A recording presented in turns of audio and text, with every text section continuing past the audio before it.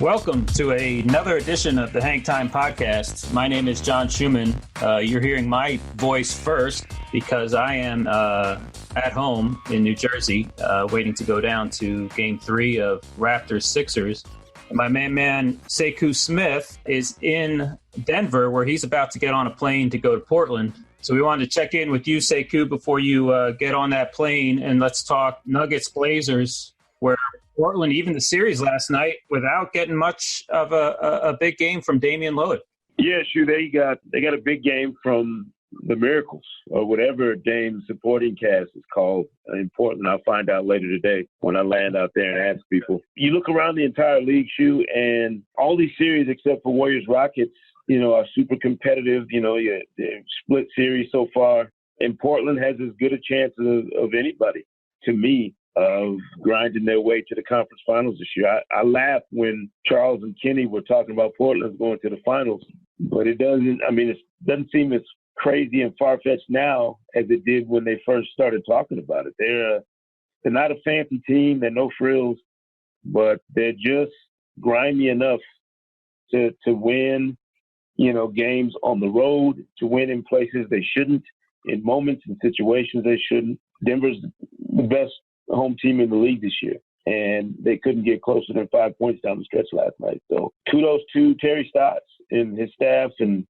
just how meticulous they are and how their team grinds. I mean, they played without two starters last night. Nurkic is out, obviously, and, Mo Harkless turned an ankle in the first half.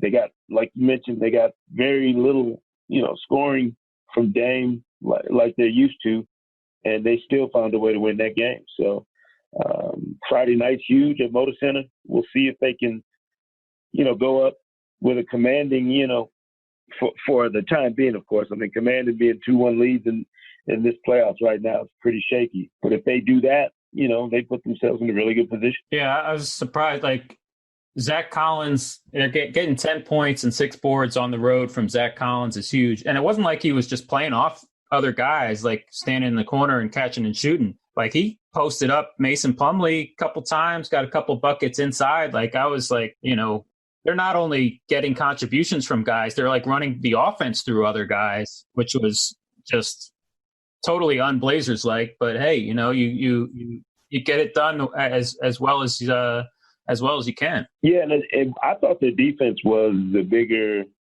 thing for them last night. What they did was they started limiting the space that Jokic could get around the basket. He was basically playing from three-point line to three-point line last night, which I don't know if that was him being fatigued as much as it was their defense, just picking them up in different spaces and kind of their coverage is changing. Terry Stotts won't give you anything. He gets asked about it every day, about specifics, about what they're changing. He never gives up the details, which is smart, obviously, for him. But I thought, the reason that Cantor and Collins were so effective, and they didn't even play with Myers Leonard last night, but the reason they were so effective is because Jokic never took over around the rim on both ends the way he did in game one. Like, he couldn't get into those sweet spots at the basket and or finish the way he normally did. I mean, they went crazy down the stretch getting offensive rebounds, and it was like, him and Paul Millsap playing volleyball. They just kept tapping the ball all over the place, but not being as efficient or effective enough for it to matter, during those stretches. So Collins was big. I mean, they had a lot of big contributions from guys all over the roster last night. Yeah, Denver missed some opportunities. I mean, they missed some open threes. Malik Beasley had an incredible offensive rebound late and then got fouled and then missed both free throws. Missed both free throws, yeah. As they were trying to cut that 7-8 point deficit down to 2 or 3. But yeah, if you look at the stats, the difference between game 1 and game 2 is on the Denver end of the floor. The biggest difference, where they scored 121 points per 100 possessions in game 1 and then just 96 in game 2. So that was sort of the bigger difference was the Denver offense side. And they missed some good looks. I mean, they missed some bunnies, some threes, but yeah, I think Portland was just much better defensively last night than they were over the weekend. Yeah, and look, being in the building, you wonder what kind of effect the moment has on some of those guys. And you could tell, like, Torrey Craig got knocked around, and I was stunned that he came back out and played because he got whacked in the nose pretty good. But you can see that the pressure got to Jamal Murray a little bit.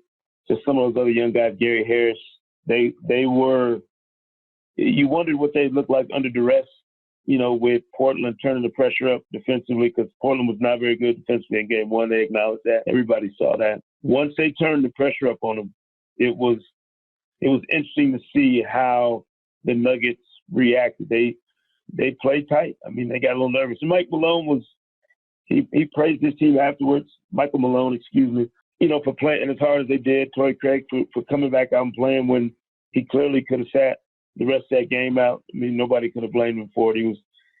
He got knocked around again late in a little incidental contact with Enes Kanter that really boiled overboard when it shouldn't have. It wasn't that big a deal. But that's a part of the playoffs. Who responds and reacts to the moment and the pressures in the right way or in the effective ways. If you don't, you lose. And if you do, you give yourself an opportunity to win. I mean, Portland did not choke away the opportunity late last night, even with Damian Lillard at something significantly less than what he's used to being. And that was, to me, what was remarkable about it, and why they go home with a split and with home court with a chance to wrestle control of the series in their way. We'll see how they react, with that pressure on their shoulders. What was your prediction on this series before the series started? Nuggets in 7. Any desire to change that at this point? Now you're asking me the questions I usually ask you. Maybe Friday night, we'll see what happens. Yeah. I mean, I think I wouldn't. They can certainly win a game on the road. They have that ability, and Portland can be hot or cold. Yeah. The more shocking thing, was that the Nuggets, who were the best team in the league at home during the regular season, played as poorly as they did. I thought the performance they gave us in game 2 was what we might have seen in game 1 when they were worn out from a 7-game series in an emotional game 7 against the Spurs and playing on 36 hours rest or whatever. I thought that might be the energy and effort they gave in game 1, which turned out not to be the case. They were great in game 1. They played with a bounce and energy that I was kind of surprised to see. Last night was what I was expecting Monday night, and it showed up in game 2. So and they'll adjust. How these series are from game to game.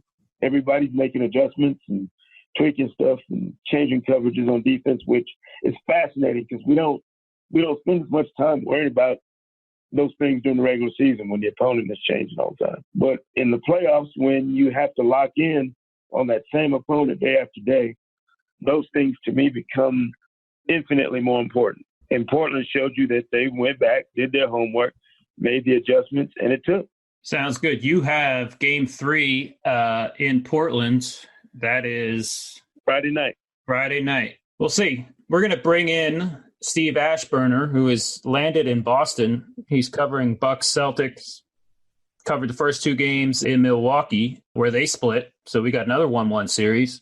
And before we start talking about that, you guys want to do a little trivia before we let Sekou go? Yeah, I want Ash to do the trivia by himself. No. You stay on the phone. You stay on the phone before we get. It's a fairly quick one. Should be a fairly quick one. All right. So in these playoffs, we've had 49 games so far, and not one of them has gone to overtime. And maybe part of that is that offense has been pretty good when games have gotten close. So far in these playoffs, players are 12 for 24 on shots to tie or take the lead in the final minute of the fourth quarter, which is great. It's 50%, and the average is in the regular season was in the 30s. But here's my question: who are the only 2 players in these playoffs that have two baskets to tie or take the lead in the final minute of the fourth quarter? And here's the hint: both of them did it in the same game. So meaning that they had 2 baskets in the same final minute. Not each player did it in the same game, but player 1 had 2 baskets in one game in the final minute of the fourth quarter to tie or take the lead. And player 2 had 2 baskets in a game to tie or take the lead. Well, I'm going to jump in and say Dame Lillard. Dame Lillard is one, yes. He had the game winner against Oklahoma City in Game 5, and that was preceded by a layup that tied the game.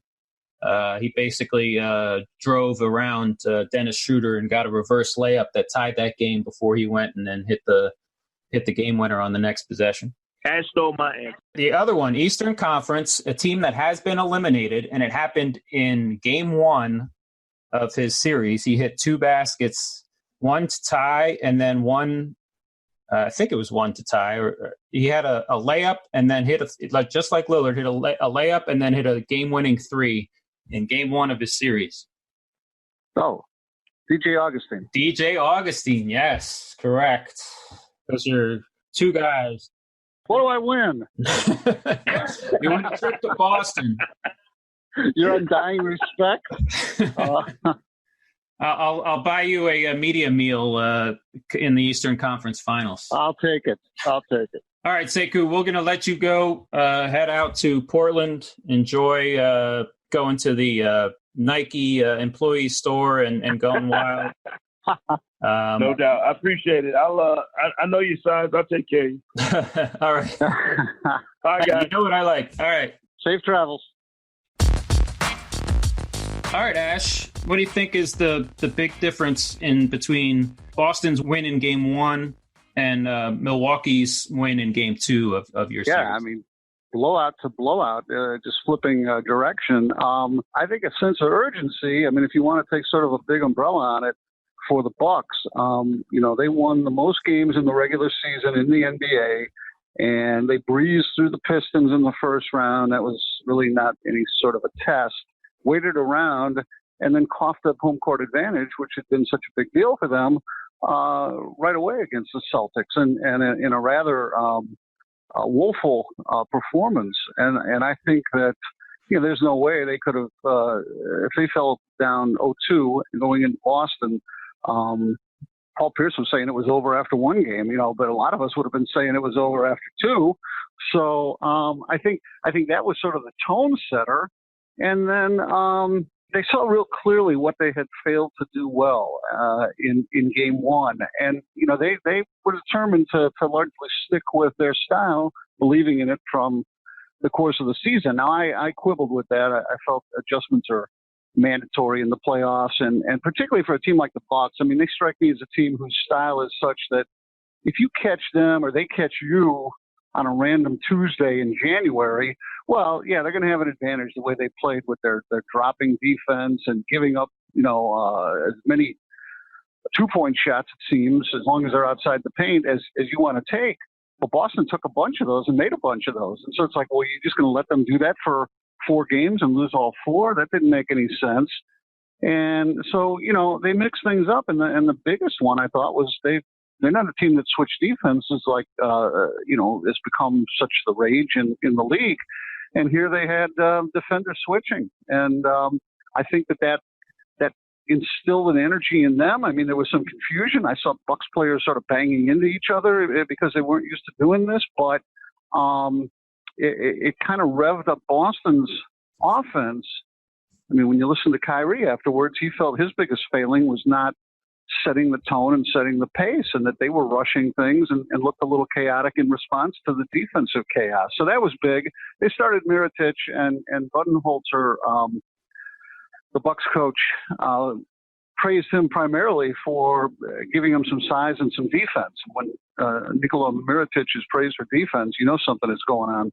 So if the Bucks are switching, you'd think that's the matchup that Irving would want to attack. Like, hey, put Mirotic in pick and roll and let Irving go at him. That's why it's a scary proposition to put him in the starting lineup just because of that end of the floor. That if Irving can get him in pick and roll, he shouldn't be able to move his feet well enough to stay in front. But if Irving, obviously struggled himself, if he can't take advantage of that matchup, then the Bucks are in pretty good shape. Yeah, it's true. And I thought Kyrie, who had played sort of a classic game, Game 1 with 25 points or so and 11 assists. I mean, just really controlled and ran things for the Celtics. He looked.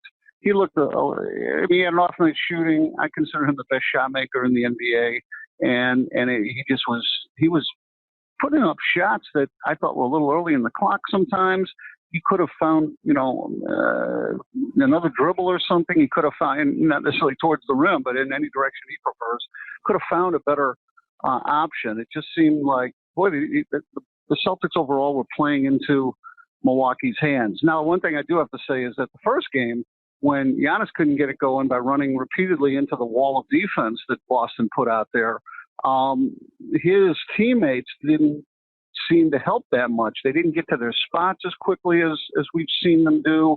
They didn't seem as eager to shoot the ball, to pull somebody out, and away from Giannis. And Middleton really was the guy, in my opinion, that got that going. He was determined to take those shots that weren't there and weren't taken in game one. He took them in game two, and he got it going because Giannis didn't have a basket until well into the game game two. So it wasn't as if he came out with something remarkably different. He played better, and he was more consistent over the course of the game. But they fell behind early, and I thought, well, here we go again. And then Middleton, started to demand that Boston, play him honestly, and then Brook Lopez got involved, and Bledsoe was aggressive then, and probably smelled some blood in the water with Kyrie not having his best game, and then it was downhill momentum for Milwaukee.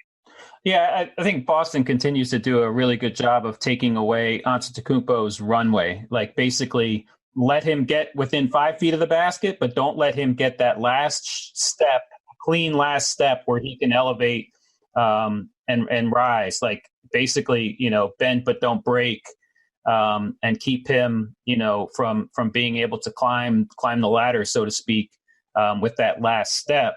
He's going to draw some fouls on a lot of those plays, and he had 18 free throw attempts in game two. But like they're going to make it so like somebody else is going to have to, he's going to have to either develop a floater at some point. Boston has done the same thing with Ben Simmons when they've faced him in the playoffs too, and in the regular season. He's got to sort of develop a floater at some point, or he's got to be willing to kick it out, and other guys have got to be aggressive in shooting off the catch. And I think, like you said, Middleton was more aggressive in game two, and obviously shot really well, 7 for 10 from three. I don't know what it is against the Celtics in the playoffs that gets into Chris Middleton, but the guy doesn't miss apparently against that team. So other guys got to make shots, and he's got to be willing to pass out of those situations where he drives and hits the wall, 1 or 2 steps from the basket, like you said. Well, we talk about how prescient we are or aren't when we write things about what's going to happen next. And, at the start of the series, I wrote about how look out for the Celtics because they're going to sucker Giannis into some charging fouls, and that will lead to him being more passive, and he'll be less aggressive. And, in the first quarter of game two, after what happened in game one, I'm thinking to myself, he almost needs to take a charge. He needs to create and run over a guy, and just to assert himself and try to break that wall or do whatever it is. It's like the fear of him becoming passive because he gets early foul trouble was more just a matter of him being stymied because he couldn't solve the second and third guys. And in Boston, they weren't just sort of planting and hoping that Giannis would Euro step into them. I mean, they were sagging down, and Horford just continues to do a tremendous job of blocking the Greek Freak shots like no one I've seen. Horford's a man. Horford is. We've talked about it on here lots. But Horford's their most important player, I think, when you consider both ends of the floor and sort of the overlapping skill set of their perimeter guys. Like they have other guys who can get buckets if Irving's not around. But yeah, I did think that there was at one point in that maybe first half of game two where I was like, wow, he keeps going. Like they haven't stopped him from attacking the paint. Like he keeps going. They're still there, but he hasn't said, all right, I'm just going to pull up from mid range or, I'm going to, shoot more threes. He keeps attacking. He knows that, even if he's not getting all the way to the basket, he's at least drawing extra attention. And if he can make the right read when he does, then that's a positive for the Bucks. But he's also trying to kick it out of a tangle of arms at that point. Yeah, and his passes aren't as clean. Yeah, good point. So going into games 3 and 4 in Boston, what is the likelihood that we see Malcolm Brogdon and or Marcus Smart going forward in this series? Yeah, that's an interesting element. It adds a little bit of intrigue here. It's almost like a race back to activity for two pretty important guards. Smart is just such a valuable guy. I mean, glue guy, does all the hustle things. He would have been a candidate, if they weren't doing this wall thing and doubling Giannis. He'd have been a candidate, just kind of like Patrick Beverley against Durant, to despite height disadvantage, to put some time in on Giannis. He's just a tough player and so vital to what Boston does when it's at its best. They weren't even close, and Brad Stevens seems to not even want to know. He sort of waits to hear from the medical people when they give him a green light, and until then, he's not going to be counting on him. I mean, the quirk we have is that they play Game 3 tomorrow night, Friday, and then they play Game 4 Monday night. So you got a pretty big break in there. So there's some time for either of those guys. Malcolm Brogdon, of course, he made his mark this season with his shooting accuracy. He's one of those rare birds who hit half his shots from the field, 40% of his 3-pointers, and 90% of his free throws. And a 50, 40, 90 guy, to not have him around as an aggressive shooter. I mean, he was sorely missed in Game 1, and you always want a shooter like that. And I also think if they are going to do some switching or something, if he's out on the floor, he's sort of that between size where he's mobile enough and he can handle some of those switches. So the question with him, he's coming back from a plantar fascia tear, and he's been doing pretty full workouts, not necessarily with the team because the team's not doing as much at this time of year. But once they're done and shooting free throws, he goes on the other side of the gym. They pull a curtain down to keep our prying eyes away, and then you hear he's being put through. The pace is pretty good. So that sounded more like 3 and 4, quite possible for Malcolm Brogdon. So whichever team gets its reinforcement soonest might have a little bit of advantage there. You're right. But yeah, it's a good point though that if with a a Friday, Monday schedule, not playing either of those guys in games 3 means you gain 3 extra days of rest or recovery, so to speak. It's an interesting point. I'll be curious to see how things go. And I'm sure we probably won't know about either guy until, 10 minutes before tip-off on Friday night. But that is 8 p.m. ESPN Friday. ESPN doubleheader Friday night, Bucks at Celtics, and then Nuggets at Blazers. Before we get to that, we have one Thursday night game. That's my game. We're in Philadelphia, Raptors Sixers. That series tied 1-1. If you look at the difference between games 1 and game 2, it's on the Raptors end of the floor, where Toronto was remarkably efficient in game 1 and then struggled in game 2, which was actually like their 4th worst offensive game of the season when you count regular season and playoffs. It was interesting that, Ben Simmons got the Kawhi Leonard assignment from the start, Joel Embiid on Pascal Siakam from the start in game 1. That was the Sixers' big adjustment. They were willing to say, hey, we need to do something different in game 2 other than not like your Bucks, although they made a starting lineup change. And I think they Leonard still had 35 points, but they got the ball out of his hands a little bit more than usual. And it's a weird thing where teams sometimes ask for ball movement, but the Raptors passed the ball a lot more in game 2 than they did in game 1, and that didn't work out, partly because Leonard is such a great isolation scorer, such a good pick and roll scorer, that getting the ball out of his hands can work out for you. Danny Green did not shoot well, missed 2 threes to tie in the final minute or final 65 seconds or so. I think this is another one. I think, I after game one, I was standing around with a bunch of writers at Sixers practice, and we're thinking, man, there's no way, the Sixers can beat this team. Toronto's definitely the more talented team. And then game two happens, and it's amazing how in these series that two games in the same location within 2 nights of each other can be completely different.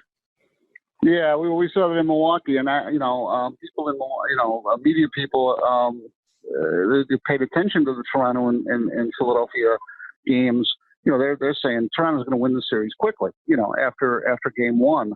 Everybody making their hotel reservations, canceling their Philadelphia hotel reservations after. I don't know if they went that far, but they were certainly talking up the Raptors as they'll breeze through, and then it's just they're going to be playing the Celtics or the Bucks, and it's like, I don't know about that. I mean, Philadelphia's got some big time players, and I like that use of Simmons on Leonard. I mean, he's your best defender out there. Jimmy Butler might have been in the past, but that's not Jimmy Butler's agenda these days. Maybe in spurts or in a pivotal game, but I think Ben Simmons athletically is just their best choice defensively. And boy, I'm Philadelphia's, to me, got the star power to take over. And I wonder, Kyle Lowry are we settling for a different Kyle Lowry from this point forward? Well, you know what? I think with Leonard being as good as he is, and with Pascal Siakam now being sort of the secondary scorer and absolutely worthy of that, they think there's a little bit less pressure on Lowry to score, right? Like in previous playoff years, if Kyle Lowry had a bad game, like that was the story. Like he's Kyle Lowry. Yeah. Lowry and DeRozan, those are the two guys. And if Lowry had a bad game, which happened often, like that was the story. Like it was all about Kyle Lowry's playoff performance and the ups and downs and his confidence going here and there and him shooting in the gym after one home playoff game. Right, that's right. But I think with this team, there's less pressure on him to score, one, because you have Leonard and Siakam, and two, because I think this could be the best defensive team that the Raptors have. They've now held their opponent under a point per possession in 6 straight games. So the last 4 games of the Orlando series and then the first 2 games of this series, they just came up empty themselves offensively in game 2. So I don't think we have to measure Kyle Lowry's offense every 12 minutes, be like, all right, what's Lowry shooting, but I think it does need to be able to have the confidence to step into that 3 when it's provided to him. He has been a really good pull-up 3-point shooter in the past. He's got to be aggressive so that, so much isn't on Leonard, because Leonard isn't the most willing playmaker. I think that's the advantage with Philly, where whether it's, guarding him with Simmons or just showing him more bodies in general, Leonard isn't LeBron in regards to his passing skill and his passing willingness. And so if you can sort of force him to pass, that may be to your advantage, because it's not his, he's a guy that primarily looks to get his own shot,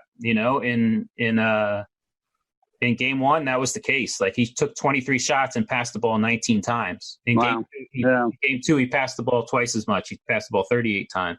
And so it's an interesting dynamic.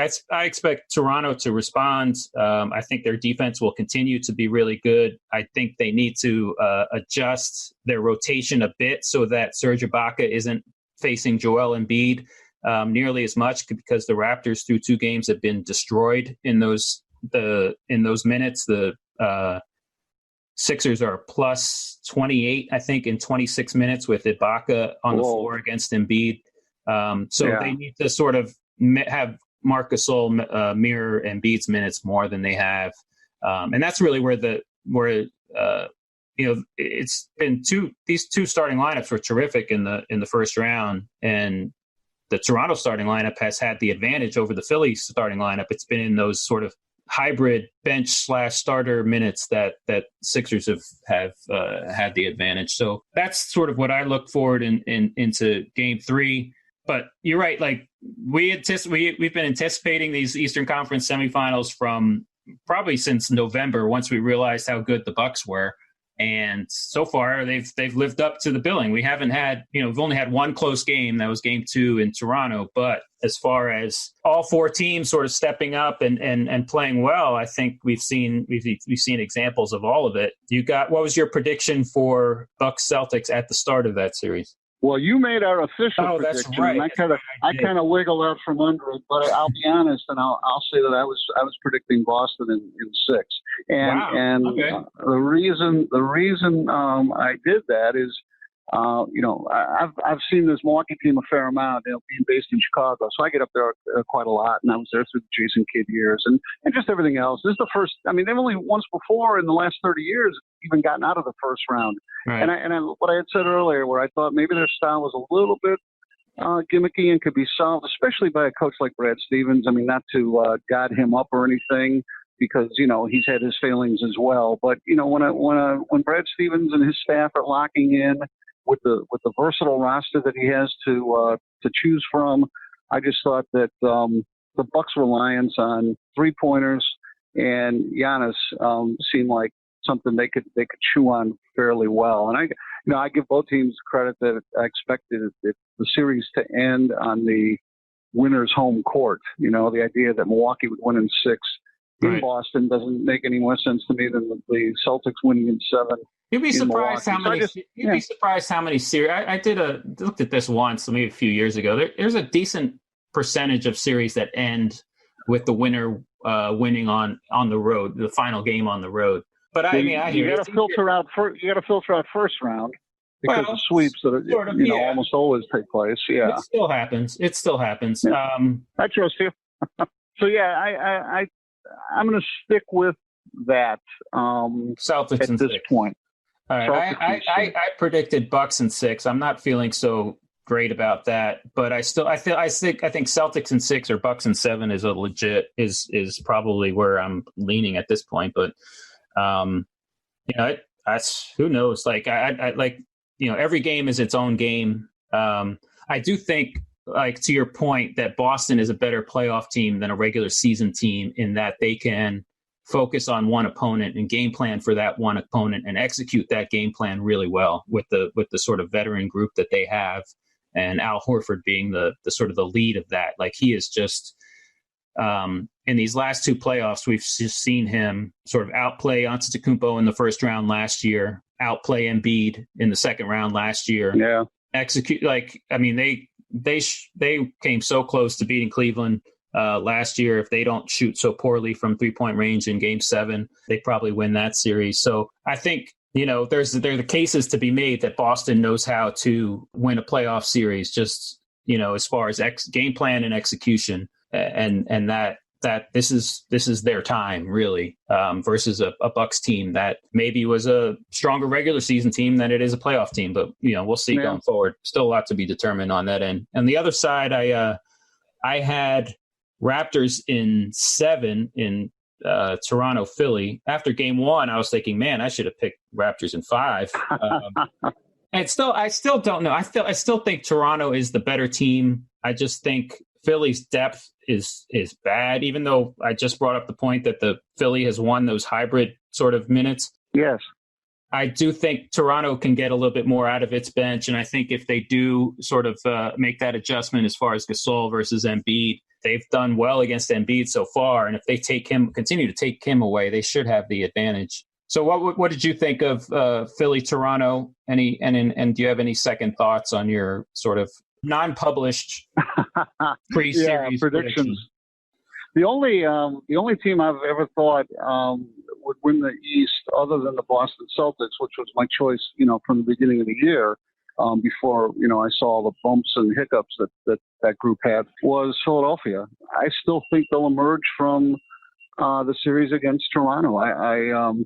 Embiid to me is one of the best players in the game, and I think they've got some late game capability with Jimmy in particular, but just with the multiple weapons they have out there. And I know their bench isn't much, but if you can spot 2 or 3 of their mainline guys with a couple subs and manage those minutes, they just seem awfully potent to me, and a team that might grind down some of Toronto's top guys. I would say 7-game series and probably just slip over onto the Sixers side. Yeah, that's one thing we didn't bring up. Jimmy Butler was terrific in game 2. I mean, he took on the sort of offensive load and was fantastic. He got a couple big buckets off of kickouts from Embiid, but also did a lot of the work himself. He was really the Sixers offense. Mentioned that Sixers offense has not been great in this series, but they need something, and Butler gave it to him in game 2. So game 3 of Toronto-Philly is Thursday night, 8 p.m. ESPN. Friday night is an ESPN doubleheader. Bucks-Celtics, game 3 at 8, and Nuggets-Blazers, game 3 at 10:30. Saturday is one game, 8:30 p.m. on ABC, Warriors-Rockets. We haven't talked about that series at all. It's 2-0 Warriors, but both games have been competitive. They haven't exactly been dominant. Kevin Durant has been dominant, but it's been a little bit of an ugly series so far, and I think Houston certainly has the ability to get back in that series going home. That's it for this edition of the Hang Time Podcast. We'll be back Monday with another episode. Follow all of our playoff coverage on NBA TV and NBA.com. Be sure to subscribe to Hang Time on Apple Podcasts, Spotify, or wherever you get your podcasts. And don't forget to leave a review. See you next time. See you next time.